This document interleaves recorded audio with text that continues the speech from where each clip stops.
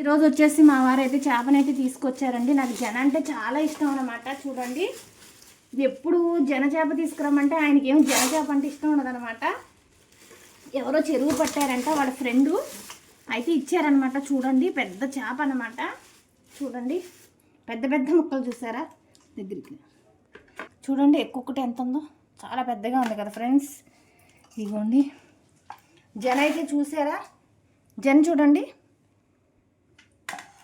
ఇదిగోండి జన చాలా బాగుంటుందండి. జన అయితే నాకు జన చేప అంటే ఇష్టం, మా వారికి ఏమో జన చేప అంటే ఇష్టం ఉండదు.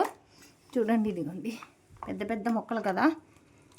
చూడండి, చెరువు పట్టినప్పుడల్లా అంటే మా వారు చెరువు వేసినప్పుడు అందరికీ ఇచ్చేవారండి.